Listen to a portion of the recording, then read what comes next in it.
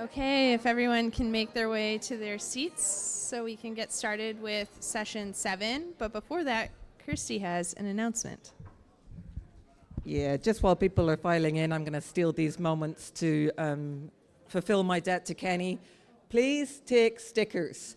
Science happens with stickers. This is how we build community. You can have a big sticker. It can go on your laptop. It can go on your car. You can have a little sticker and 3 friends to share the strip with. Please take stickers. Thank you. Okay. All right. Hello, everyone. Hope you enjoyed your coffee. We are going to be getting started with session 7, which is uncertainty quantification. I'm Ryan Venturelli. I'm an assistant professor at Colorado School of Mines, and these are my co-conveners. Hi, everyone. I'm Michalea King. I'm a research scientist at the University of Washington. Hey everyone, I'm Maddie Mamer. I'm a third-year PhD student at Georgia Tech. So I want to encourage everyone as you're listening to these next 4 talks to think about interlinking questions, because we're going to come together at the end of this session, as we always do, and have a discussion about crossover between topics of uncertainty quantification. Our first talk is Roger Creel, who is an invited speaker today, and he will be telling us about sea level.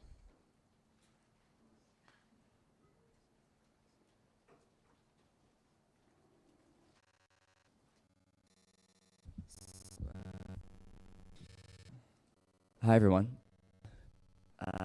Thank you so much to the conveners for inviting me to give this talk, and I want to acknowledge my co-authors, particularly Johnny, who's in the room, and Jackie Osterman, my wonderful advisor, without whom I would not be doing sea level or graduate studies.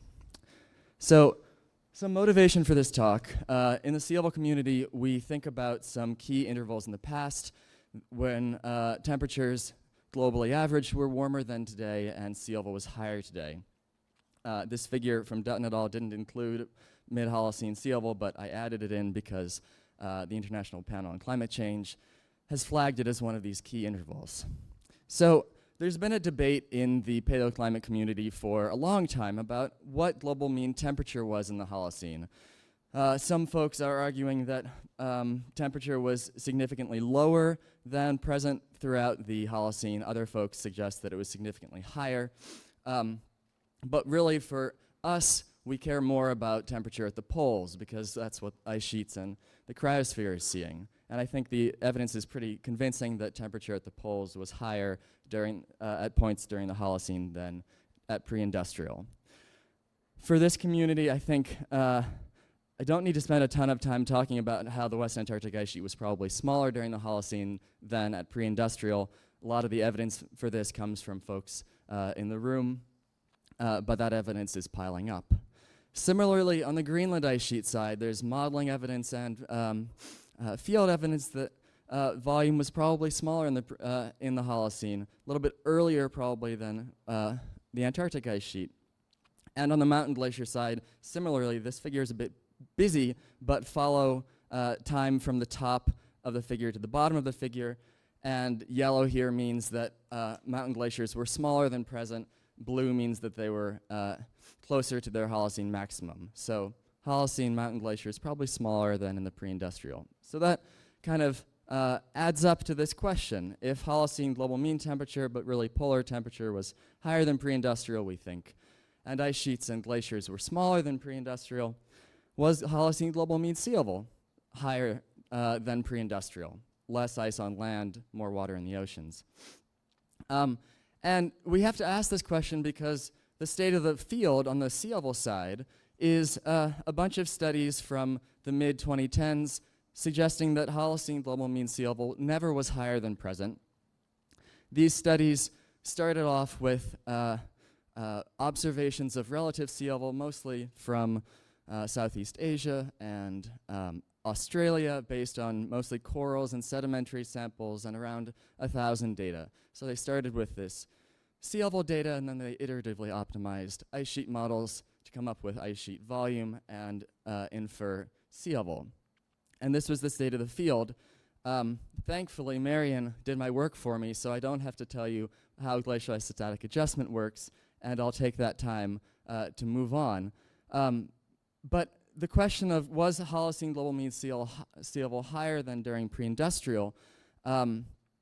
And for our purposes, not in an arrogant way, but just to say, with more data 10 years on and perhaps different algorithms, can we revise those estimates from the mid-2010s? And on the data side, I think we can say definitively yes. The Holocene sea level community and post-glacial sea level community has put in a lot of work, a lot of different folks working on this to compile and standardize relative sea level observations to bring us to a place where now there are on the order of 6,000 high-quality, standardized, compiled relative sea level data. I added another 4,000 published data, so to bring us to about 10 times more data than the previous estimates from the mid-2010s. And these data come from low-latitude locations that are most sensitive to global mean sea level rather than to relative sea level, from mangrove swamps, from beach rocks, from coral microatolls, from oyster reefs, any physical or biological archive that has a defined relationship to relative sea level in the modern day, which we then can use to extrapolate back into the past. On the algorithm side, I'm not going to take time to step through all the steps in this algorithm, but I do want to highlight a few things.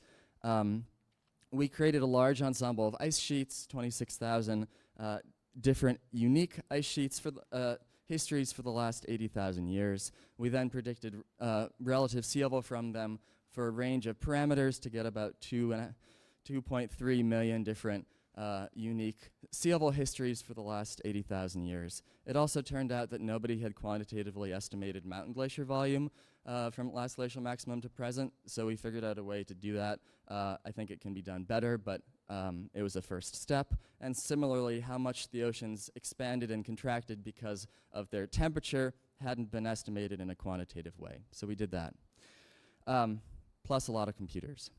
So some results.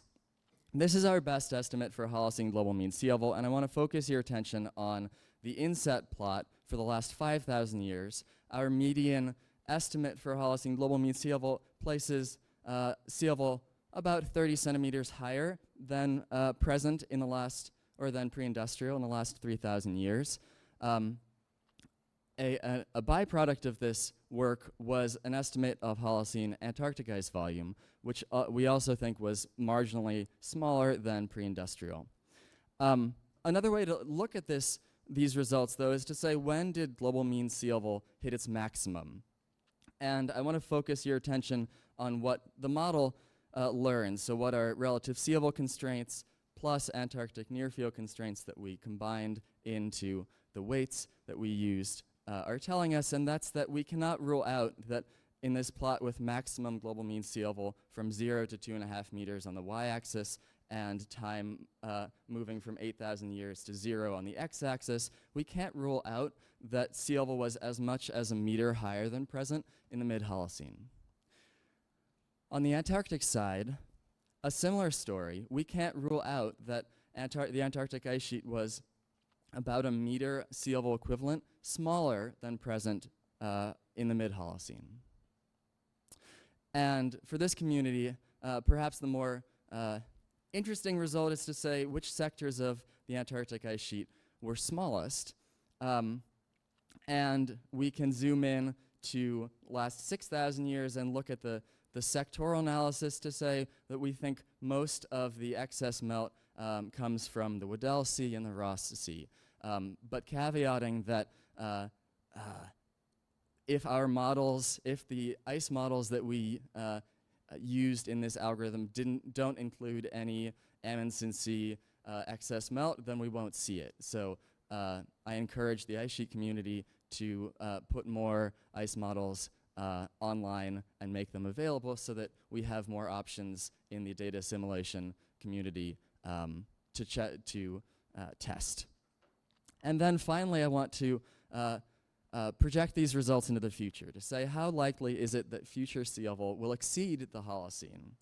And we can split this up into sea level, and rates of sea level change. So on the sea level front, it is very unlikely that global mean sea level at 1850 was higher than maximum global mean sea level during the Holocene. But projecting into the future with these different scenarios from the International Panel on Climate Change, by 2080, it is more likely than not that even with the lowest emission scenario in the light blue dash, future sea level will be higher than sea level during the Holocene, and therefore during the last 115,000 years or so.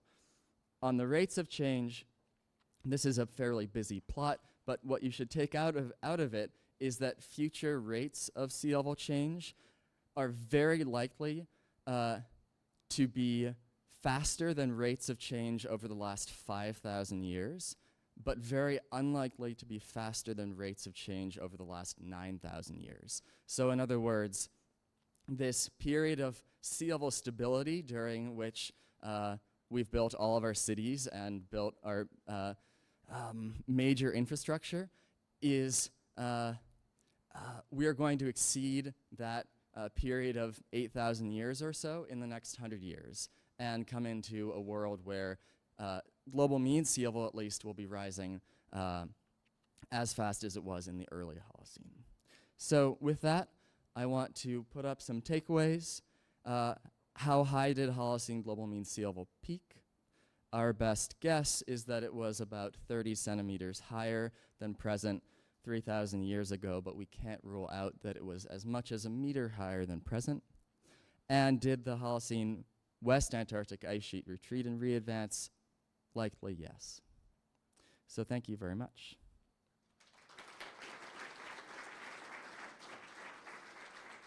This is not me.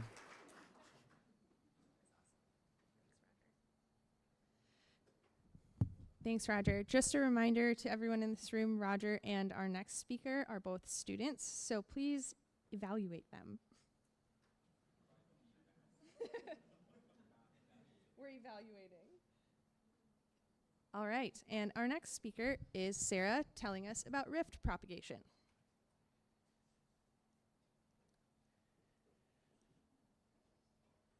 Alrighty, hi everyone. My name is Sarah Wells-Moran, and I am a master's student working at MIT with Brent Minshew, and today I am going to talk to you all about my undergraduate thesis, which was investigating rift propagation and evolution on Pine Island Glacier. So, driving questions that I'm sure most of us are familiar with is how much and how fast, and a large source of uncertainty in both of these questions is ice fracture.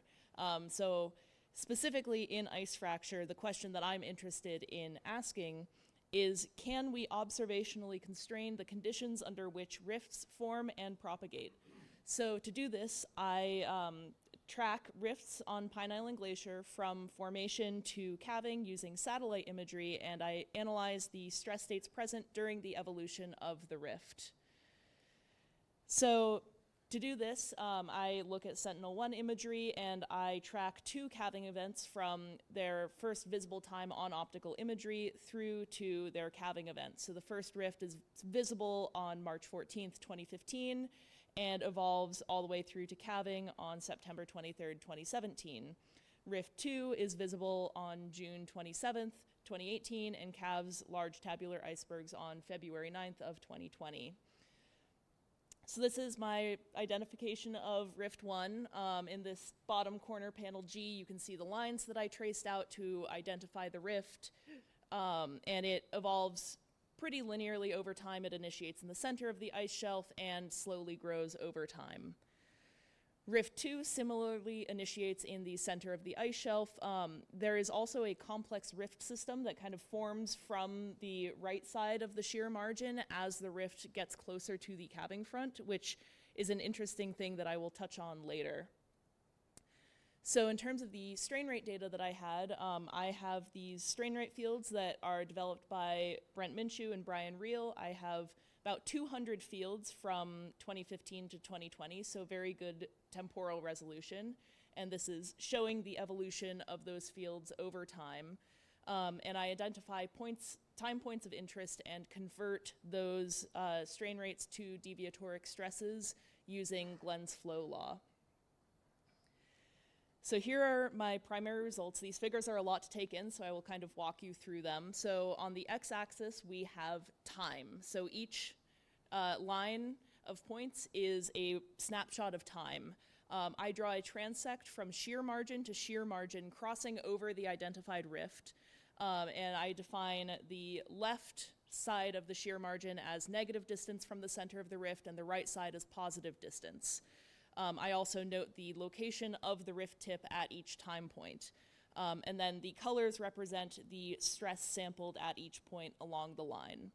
So for rift 1 here, we can kind of see this nice progression. The stress is intensified at the middle of the rift and decreases as you go from the center out. And we also see relatively low stresses outside of the rift. Rift 2 is a little bit more interesting. One of the first things that you probably notice is that the shear margin has grown on the right side, or the distance between the center and the shear margin has grown. And additionally, you can kind of see right around January of 2019, instead of the rift stresses being a nice high point in the middle, they are increasing as you go from left to right across the rift. So as you approach the right shear margin, the stresses are much, much higher than we would expect to see in a rift system like the first rift. So potentially one of the causes of this is that the shear margin migrates about 5 kilometers outward over the course of the time that I'm looking at. There's a with which you figure go from relative near on the outside of the shear margin to very chaotic, lots of melange filling them. And also the stresses intensify. And so my hypothesis for why the strains are or the stresses look a little bit weird for Rift 2 is that the shear margin is not as able to provide a buttressing force as it was during Rift 1. And so as the shear margin migrates outwards, it is increasing or not as able to support the stresses of the rift system. And so the overall stresses present on the ice shelf increase. So going back to this question, can we constrain material properties of ice from observations? So I decided to take a little foray into linear elastic fracture mechanics, and I am going to drag y'all with me into this. So I specifically wanted to constrain fracture toughness, and fracture toughness is defined as the stress intensity factor at which the fracture will propagate. And so we've got this handy little equation down here that took me a while to wrap my brain around. Basically, what it's saying is that the stress intensity factor is equivalent to the far field stress present on Pine Island Glacier times the square root of the crack length. And so in a normal crack system, what this would look like is the crack starts to grow and the stress intensity factor increases, and then it hits some critical point, the fracture toughness. The crack propagates, the stress states overall decrease, and then it kind of resets and the stresses start to grow again. And a typical value of fracture toughness for ice is about 150 kilopascal square root meters, which is a very weird unit. So in the stress intensity factor that I'm finding for my rifts on Pine Island Glacier, I'm finding about an order of magnitude higher than that. And one of the reasons for that is that the far field stress that I'm measuring is about 80 kilopascals, and it varies only by like plus or minus 0.2 kilopascals over the time period that I'm studying.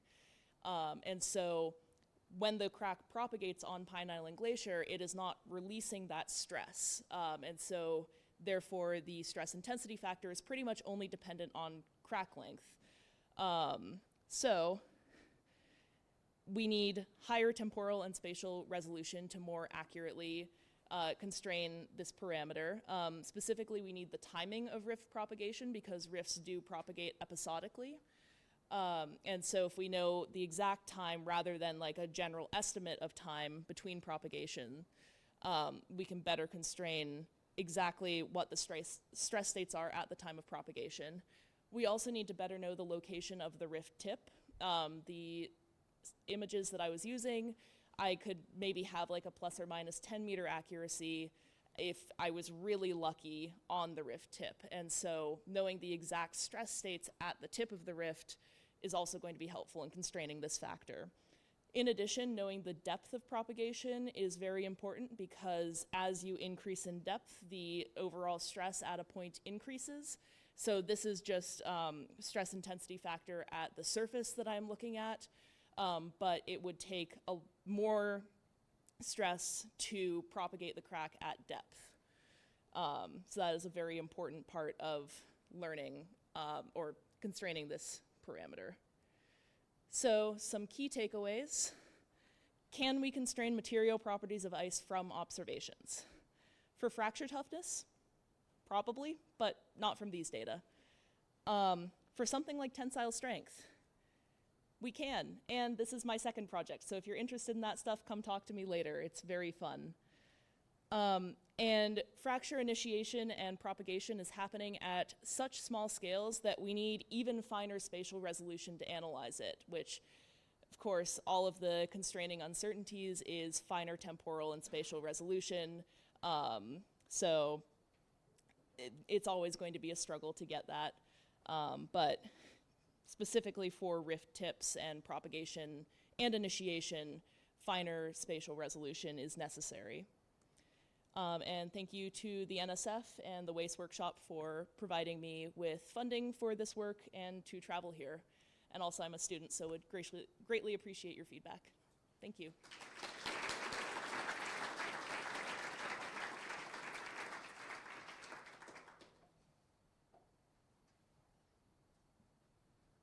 All right, thank you so much, Sarah. Our next speaker is David Schneider, talking about the history of surface mass balance and circulation patterns in Antarctica.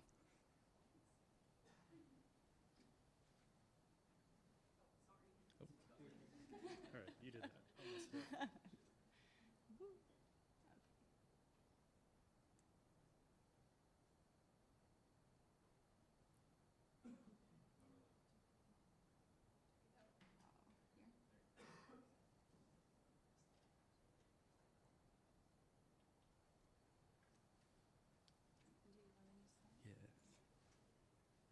All right, can everyone see the penguins?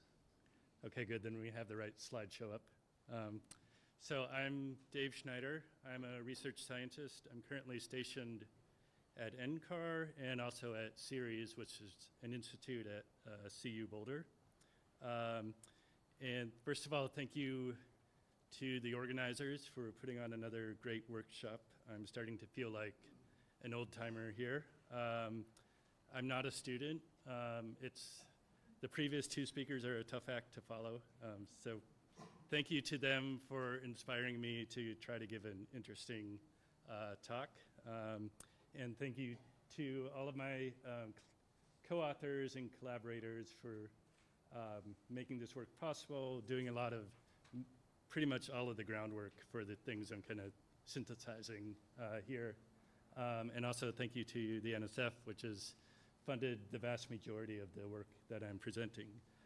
So one little aside with these penguins, they're pointing to Antarctica because that is their home. And also from the perspective of a penguin or from a fish, Antarctica and the Southern Ocean are really in the middle of the world. They're in the middle of the global oceans, and from our perspective, living on land, the climate that we feel, the weather that we feel, that's driven by the oceans. So with this kind of map projection, which is called the Spielhaus projection, you can really appreciate that Antarctica and the Southern Ocean are really at the center of the global climate system. So that's kind of one reason why it's really important to go and get geological and climatological records there. It's really at the center of the climate system. And one of my goals for this workshop is to meet someone who does mapping in ArcGIS. I don't. As far as I know, the Spielhaus projection, the only sort of modern software system that you can do this projection in is ArcGIS. So I'd like to learn how to do that. The basic question I'm addressing in this talk is this one: how much sea level mitigation can we expect from increasing snowfall in Antarctica in a warming climate? So the basic processes that we might expect to change, the ocean surface and the atmosphere are going to warm up, so there'll be an increase in evaporation, an increase in moisture holding capacity of the atmosphere. So we expect that a bunch of additional moisture could be transported over the ice sheet and then precipitate out as snowfall. So that's one thing that'll change. That's probably the biggest thing. But as climate warms, other things will happen too. So there'll be more surface melting and runoff. There could be a change in evaporation and sublimation. And so these four factors, the snowfall, the sublimation, evaporation, melting, and runoff, these are pretty well represented in CESM, which is the model I'll look at. That's kind of the surface mass balance scheme in CSM. CSM at the present time does not have an interactive ice sheet where the ice sheet's interacting with the ocean. That modeling is much more advanced up in Greenland, but for Antarctic modeling, we're kind of stuck with a static ice sheet, but our surface mass balance scheme is pretty good right now. So an answer to that question was provided a few years ago with the compilation that Brooke put together with Elizabeth Thomas. And I think one of the key figures from that work is this one. So the black line is the cumulative mass gain or surface mass gain for the entire Antarctic ice sheet. And by the year 2000, it gets up to a little bit over 10 millimeters. And you can see the uncertainty there is plus or minus a couple of millimeters. And for the rest of this talk, I'm going to leave uncertainty aside. I think TJ is going to talk this afternoon about uncertainty in this, which is could be pretty large. But I'm going to take this number 10 and compare it to what we get from CSM. There are some open questions, in my opinion, from this paper. Why did this happen, this increase? What's the role of warming? What's the role of changes in atmospheric circulation? And do climate models get this?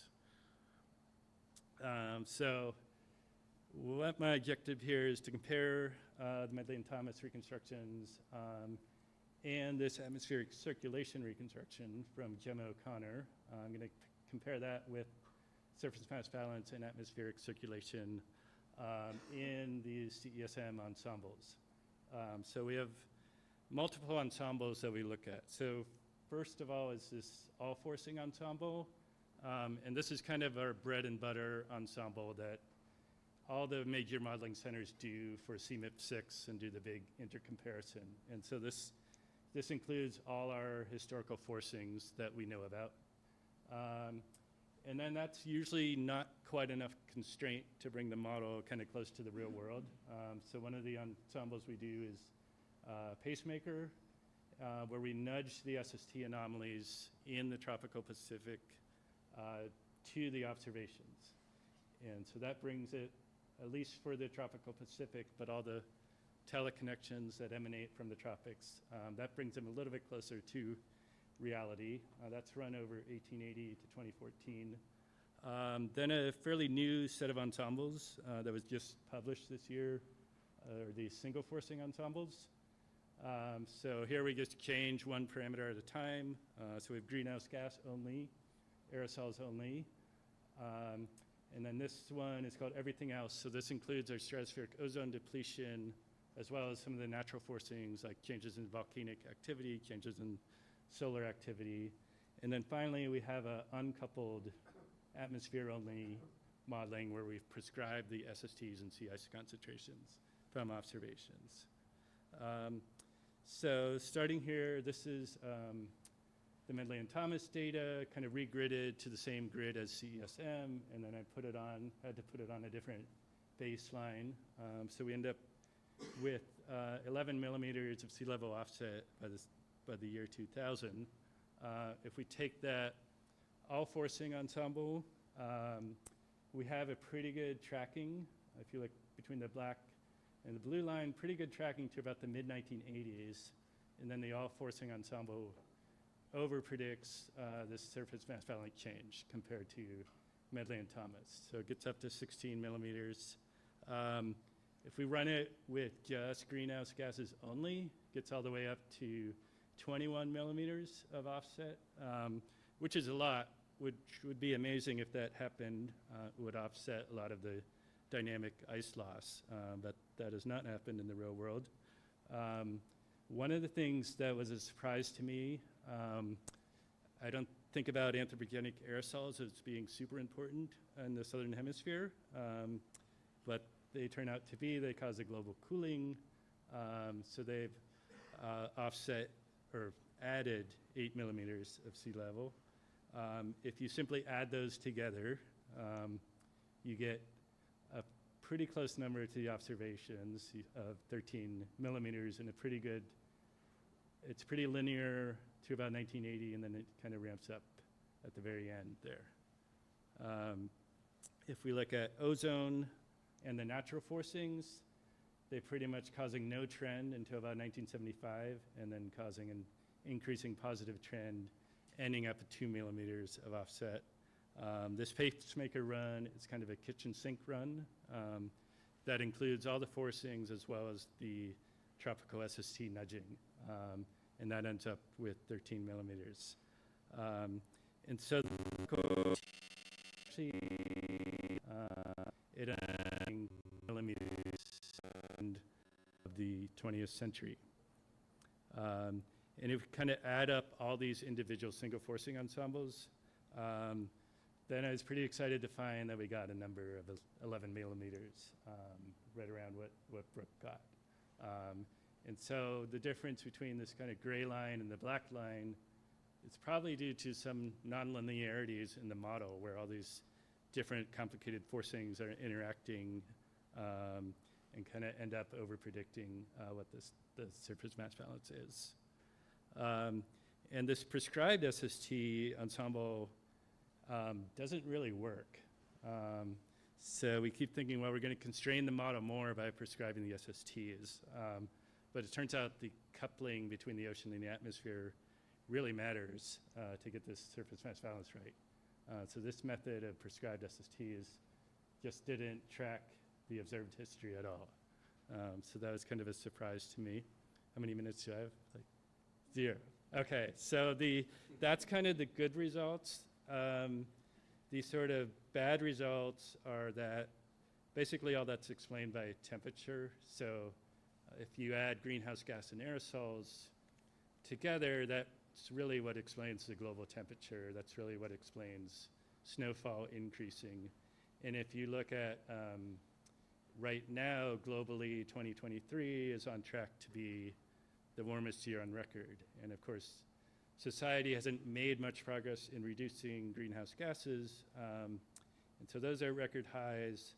On the other hand, society has made some progress on reducing anthropogenic aerosols. So just in the last couple of years, this maritime treaty was passed where all the global shipping industry has to use low sulfur fuel.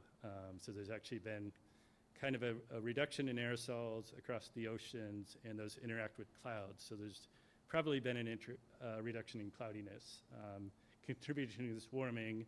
And then on top of those two factors, it's an El Nino year. So that's adding to the record warmth that we're seeing right now. And down in Antarctica, we're seeing record low sea ice, and we'll probably see a lot of snowfall this year, I would expect. So I'll stop there.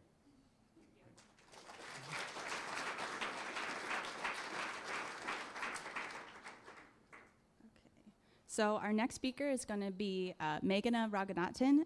She's going to be speaking about controls on modeling ice deformation.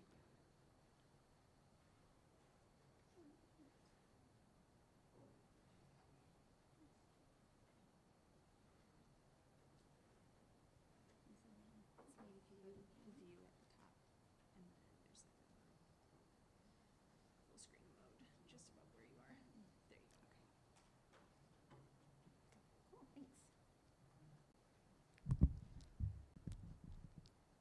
All right, thanks so much for the conveners and the organizers. I'm Meghana. I'm currently a postdoc at Georgia Tech working with Alex Roble. But today I'm going to talk a little bit about some work I did during my PhD with Brent Minshew at MIT, trying to understand some of the uncertainties behind how we model ice flow. So ice flow is a particularly important process. It is the process by which ice travels from the interior of an ice sheet out to the ocean, where it eventually calves off into icebergs and gets lost. And so understanding the physics and being able to model it is particularly useful for being able to project the loss of mass from glaciers and ice sheets in the future. The way we do this right now, which Yangji did a really good job of explaining earlier, is using Glen's flow law. It's this pretty simple power law relationship between the stress that a glacier is, that's applied to a glacier and then its response, so the rate of deformation. The two key parameters in this equation, A and N, are a prefactor and an exponent, respectively. And today I'm going to focus mostly on talking about this exponent N, because it is the exponent, so it has a much more significant effect on this overall equation. And physically, this exponent N describes the mechanism of deformation. So physically, how is ice flowing? For the most part, at the moment, we kind of use an empirical value of N equals 3, but encoded in that value is physics of multiple different mechanisms kind of acting in concert within the ice sheet. So in natural systems, ice usually flows by one of two different mechanisms or both. The first one, known as grain boundary sliding, is a process that occurs mostly at the scale of ice crystals. It describes this movement of two adjacent ice crystals, most of that movement happening in the boundary between them.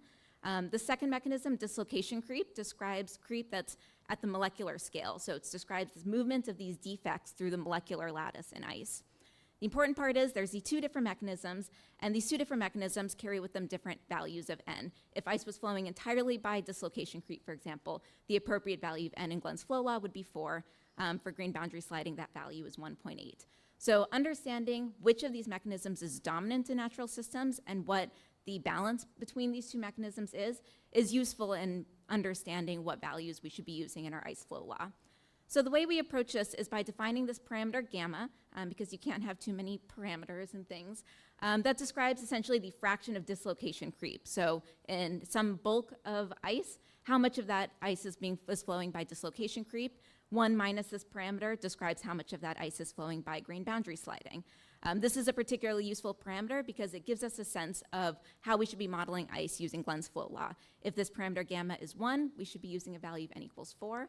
If, as this parameter goes to 0, we should be using a value of N equals 1.8. So this is a relatively simple equation. It actually has underneath it a whole lot of complexity. Tons of parameters go into this. And so the focus of my talk today is going to be about the uncertainties behind this equation. There's a lot. I broke them down into 3 very convenient categories. I stress that these categories are pretty arbitrary. These were just my groupings. The first category being the kinetic parameters, so everything that encodes the kinetics of ice flow, so activation energy, the prefactors. Second category being the things that evolve with flow, so things like temperature and grain size. And the final category being what I'm calling mechanism parameters, or things that are inherent to each mechanism. So for example, these values 1.8 and 4.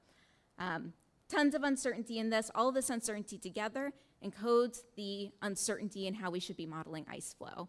So this, I'm going to present today a piece of a much larger project evaluating all of these uncertainties, but today I'm going to talk specifically about activation energy. I'm hoping to convince you that activation energy is really important and we should be thinking about it more. The goal of understanding this uncertainty is hoping to better account for uncertainty in ice sheet modeling, but also hoping to provide some insight into how we should be focusing lab experiments and how we should be using observations to constrain underlying uncertainties. So in order to look at the effect of activation energy on ice flow, or on how we model ice flow, I pretty much just span the parameter space. So on the x-axis here is the is a whole range of activation energies for grain boundary sliding. The y-axis is a range of activation energies for dislocation creep. Color map is telling you this fraction of dislocation creep parameter. So where this parameter is 1, or where the color map is 1, ice is flowing entirely by dislocation creep. Where it is 0, ice is flowing entirely by grain boundary sliding. And what is really fascinating about this is first this parameter space, which is designed to be kind of physical, this range of activation energies we're looking at kind of encodes the uncertainty in lab experiments. It spans the entire range from 0 to 1, but in a very nonlinear way, where you have this region in which very small deviations in activation energy produce very large changes in what the dominant flow mechanism is. What makes this even more fascinating is when we add in where the current values that we use in ice flow modeling are now, they are right on this boundary of this nonlinearity, closer to the region in which we are estimating more grain boundary sliding, so closer to n equals 3, n equals 2. But right on this boundary. And if we use those kind of canonical values, we can produce this kind of cool map of what the dominant deformation mechanism is over the Antarctic ice sheet. In this case, just the fast-flowing regions. In which case, you get a pretty spatially heterogeneous map where you have kind of the margins showing more flow by dislocation creep, the interior showing more flow by grain boundary sliding. So this map is cool. We could talk about it for a while, but what's interesting is if you change these activation energy values even slightly, so here we're talking about like a change about 2 kilojoules per mole, the entire picture starts to change really dramatically, where we're seeing flow much more dominantly by dislocation creep. Change it even a little bit more, we get a map that shows that n equals 4 pretty much over the entire continent. To kind of drive this home, this gives you a sense of what the actual lab uncertainty is. So if you compile all of the laboratory experiments that have looked at activation energy, which is what Maria Zeitz did in this recent preprint, it spans a pretty enormous range, and these adjustments that I've made are incredibly minor compared to this range, like less than 10% of the overall uncertainty, and we completely change our view of how ice is flowing. So this gives you a sense of the importance of activation energy. And this kind of translates directly into uncertainty in Glenn's flow law. The right-hand side is the exact same map as the left-hand side, but now it's showing the estimated value of n that we should be using in Glenn's flow law. The picture is the same, that if we make very minor changes across this boundary, we change the parameters that we should be using in Glenn's flow law from 2 to 4 pretty dramatically. Of course, here I'm just looking at activation energy. As I mentioned, there's a huge swath of parameters in this equation that all have significant uncertainties. So why spend this time focusing just on activation energy? And the answer to that question is it appears that activation energy is the dominant source of uncertainty in this equation. And to show this, but basically what I've done is define kind of physically realistic prior distributions over every uncertain parameter in this equation. Ran them through the solver for this equation and produced a posterior distribution of the fractions of dislocation creep, or how ice is flowing, based on uncertainties in all of these parameters. And what we can do is ask the question, how much of this posterior uncertainty is due to each parameter's uncertainty individually? So this involves using these kind of global sensitivity analysis algorithms that basically give you a pie chart of how much uncertainty in the posterior distribution of the dominant deformation mechanism is due to each individual parameter, or in this case, groupings of parameters. What we can see here is that activation energy accounts for greater than 80% of this uncertainty, so an enormous amount as compared to the other parameters, which account for each individually less than 10% of this uncertainty. So this at least suggests that activation energy is a very important thing to consider, an important parameter that we should be focusing on constraining that uncertainty. There's a lot more underlying this project that I'm happy to talk about, but the importance of this ultimately is that a lot of this uncertainty is encoded in how we're modeling ice flow. I'll remind us that as this kind of fraction of dislocation creep translates directly into these parameters underneath Glenn's flow law. So the implications of this work primarily are giving us a sense of where uncertainty is coming from. This allows us to better model uncertainty. So now we have these a sense of kind of what dominant distributions we ought to be including to better produce kind of uncertainty quantification and Bayesian distributions of ice flow rather than deterministic distributions. This also suggests that we just need more laboratory experiments to estimate activation energy, both at low and high temperatures. So this is a plot from Maria Zeitz's preprint where she's just showing where all of the estimates of activation energy are for a bunch of different lab experiments. It's kind of all over the place, so there's quite a bit more that we could do in the laboratory to better constrain these activation energies. But I don't want to just be a bummer and add to the list of uncertain things that we need to think about.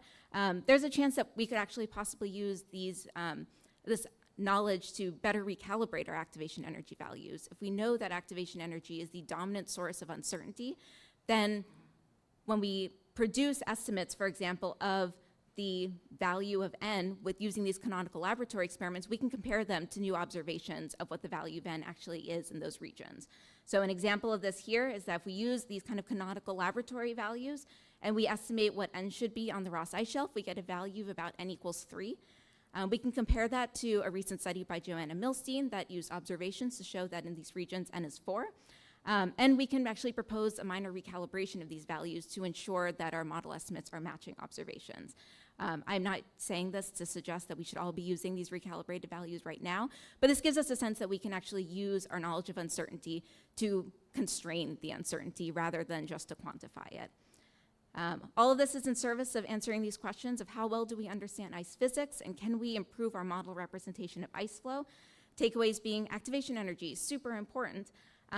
Next steps involve better thinking about uncertainty and activation energy. Statistical mechanics has been thinking about activation energy for a while, so there's a lot we can do there. I also want to give a quick plug for an undergraduate student I'm working with who couldn't be here, but she's been working on trying to understand the implications of changing A and N in terms of ice flow projections. So she's from Miami University. Hopefully you'll see her around soon. A very quick plug for the fact that I am moving institutions in a few months, starting a faculty position at the University of Chicago, building a lab that's dedicated to thinking about fundamental ice dynamics across spatial scales from the perspectives of modeling and theory. So if you're an undergrad student looking for graduate opportunities, grad student looking for postdocs, come talk to me. I'm moving in a few months and I'm happy to keep growing this group. So thank you all very much.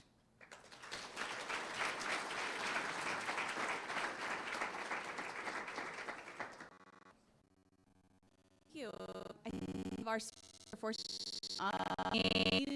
run around with the mics as questions, so please raise your hand. All right.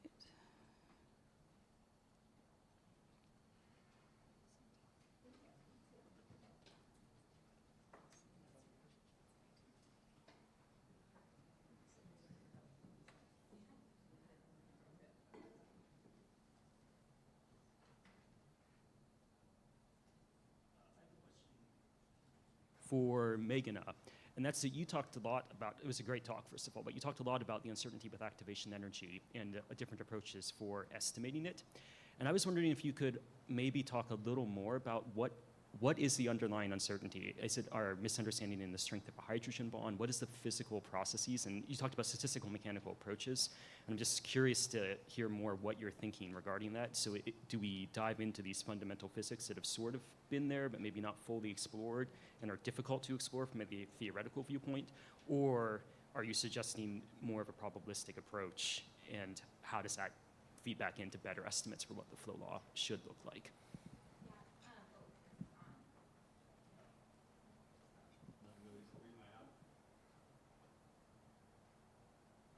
Now it is. More of the latter. I think there is, I do not know of a way that we can use basic physics to actually calculate a value of activation energy. Maybe there is, and I just haven't explored it yet, but I was more thinking that there's been a lot of people who have looked at just like statistical uncertainty. That's just kind of inherent to the fact that atoms and molecules do all these uncertain things that are really hard to predict. And so that could be used as a way to better quantify and define these activation energy probability distributions that could enable us to better propagate uncertainty in ice flow. But if you have thoughts about ways of actually calculating activation energy or doing this in a more intelligent way, please let me know. Yeah, there's very old, Barclay Cam and others worked on this. And so there's old work on relating it to the actual strength of the hydrogen bond itself for the dislocation creep only. And that roughly comes in at the same numbers, but it's not, but it's all very, it's in some ways, despite relying on quantum mechanics, it's very qualitative to apply to a large system. And so it's tricky to actually make that jump. Yeah, I think some of that would be, definitely, I'll come talk to you afterwards about finding that paper. I think there will likely be some work on the modeling side, taking approaches like that, that will hopefully be constrained by further laboratory experiments. So I have a question about the Holocene sea level. So, I mean, this has been around the literature for a while, for decades, yeah? And there's papers both ways. It didn't happen, it happened. Like Kurt Lamberg had a couple papers that basically claimed, yeah, there was no high mid-Holocene sea level, so why should we believe this analysis over what they've done in the past? Yeah, thank you for that. I think the challenge with starting from relative sea level observations and moving to global mean sea level is that, especially in low latitude locations, just glacial isostatic adjustment produces a 1 to 2 meter or more sea level high stand because of effects not related to global mean sea level. So extracting out, like separating relative sea level from global mean sea level, I think is a big problem. I think Kurt's work is excellent, and one difference is simply the number of sea level data. So I don't think we've converged on enough sea level data, but I think it's a lot more. And another difference between the approaches is that Kurt ended up with a single ice model. He optimized an ice model to fit sea level data with a one-dimensional Earth structure. And one of the differences, and one of the things the last 10 years especially have shown, I think, is that one-dimensional, assuming that the Earth is radially symmetric, doesn't work for global sea level data. At the same time, three-dimensional glacial isostatic adjustment models are too expensive to run full parameter sweeps. So our work is kind of attempting to bridge the boundary to use a large ensemble of 1D GIA models to get at 3D viscosity variations. Ideally, somebody would figure out a way to run 3D GIA models very cheaply, and then I think we might come to a final answer, but I think this is a next step. Sounds great, thanks.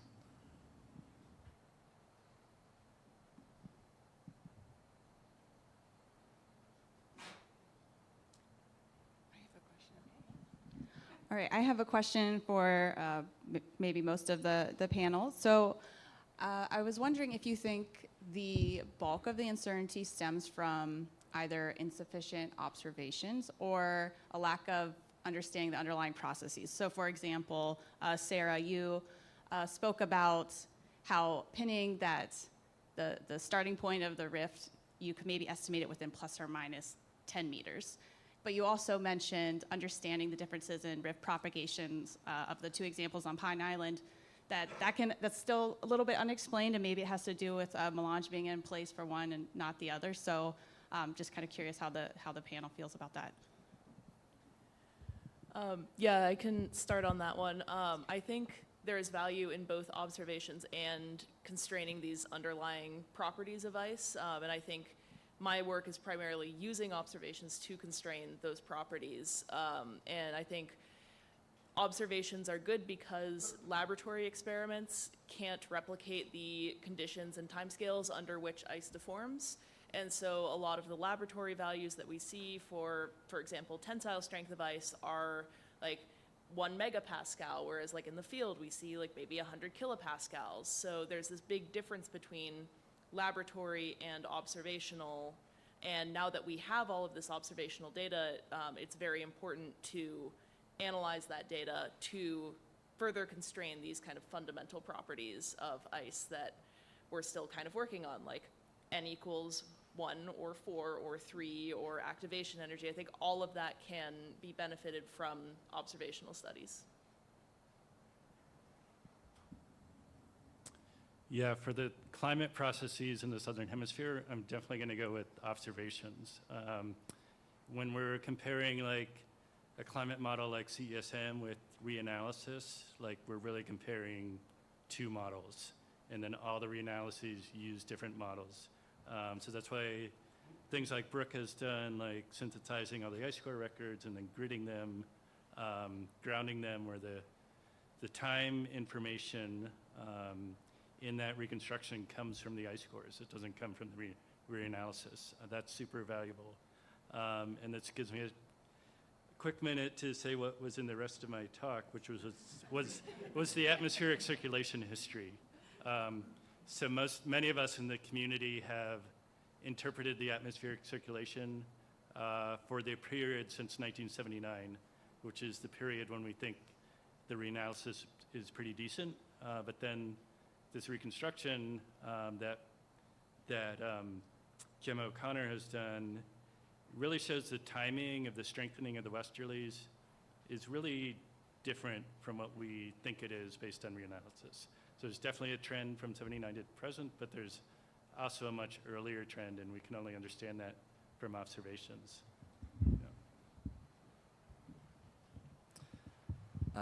I think we're just starting to get enough or tastes of the sort of field observations that would help us really constrain models of West Antarctic ice sheet retreat and readvance.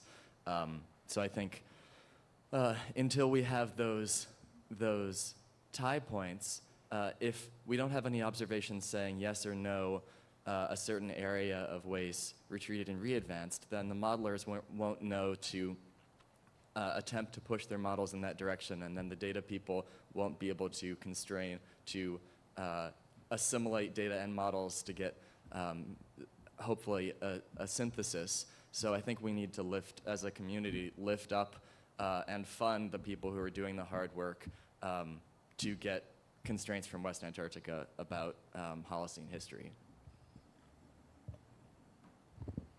Yeah, I think everybody else said probably, I think, the most important point, which is that observations are super important for constraining uncertainty, and that is, I think that's kind of the number one answer to the question.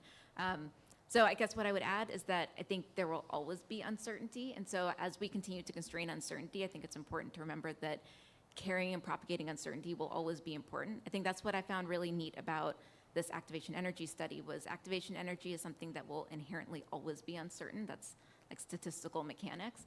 And the fact that something like that it's uncertain at the level of atoms, propagates to what should the value of n be in the fundamental flow law is really fascinating and kind of gives you a sense that these kind of stochastic and Bayesian approaches will always be important. I think Alex Roble developing the stochastic ice sheet model is like the shining example of that keeping, making sure that we're continuing to quantify and carry uncertainty even as we constrain it is very important. Yeah, thank you.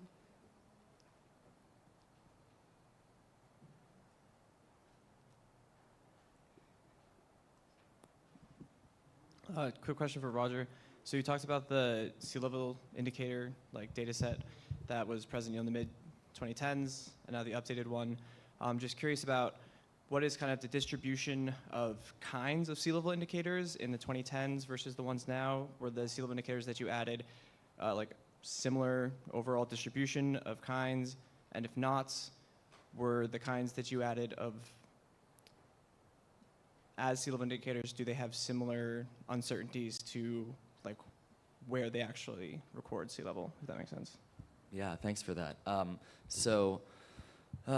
think there's been an exciting movement in the sea level community to push towards more precise elevational measurements. So a lot more work on coral microatolls, a lot of work on salt marshes and continuous core reconstructions. So I think there's been better uncertainty quantification. Perhaps ironically or not, quantifying uncertainty sometimes means that the data are more uncertain because you've actually captured more process uncertainty sources. So let's not be afraid of uncertainty because if data are too certain, then they're probably just wrong. It's my hot take.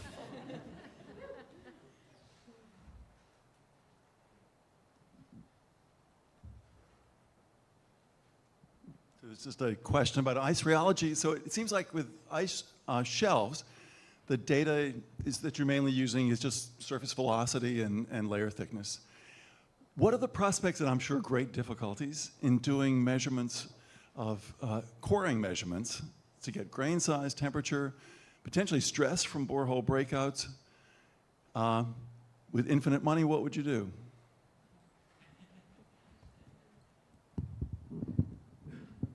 I have spent a wild amount of time thinking about this. I am not a field scientist, so I don't actually have a very clear sense of what the physical constraints are. I think there is a real need for constraining both grain size and temperature.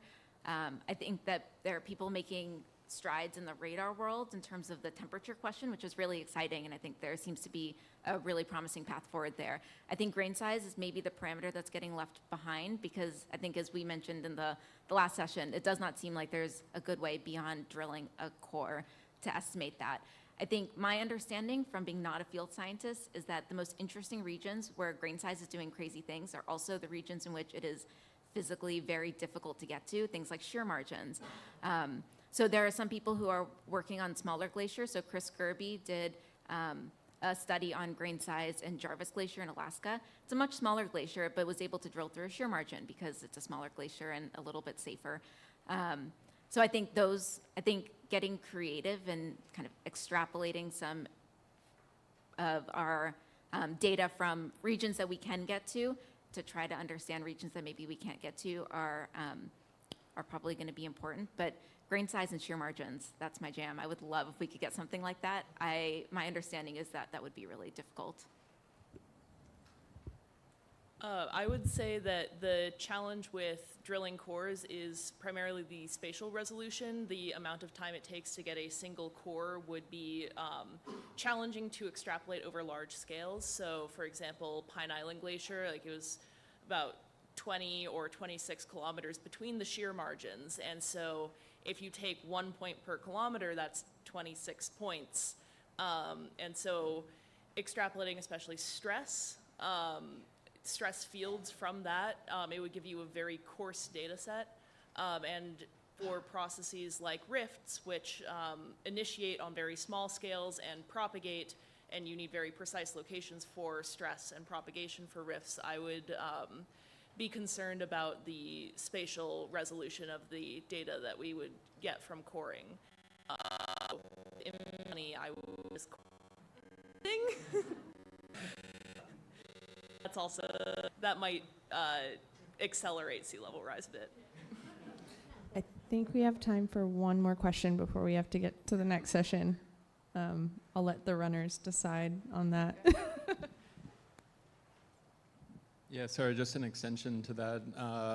Just an announcement to follow along a pretty interesting field study by David Pryor that you mentioned earlier. So this program is rapidly drilling cores and taking sidewall cores. And so the core is not, you're just drilling down, it's rapid access, and then getting sidewall cores throughout. And so just for this community to follow along, that's David Pryor from Otago University, and we'll be doing this over the next few seasons and has done this on the Priestley Glacier across a really active shear margin. So yeah, just a plug for them. All right, let's put a round of applause together for our fantastic panel.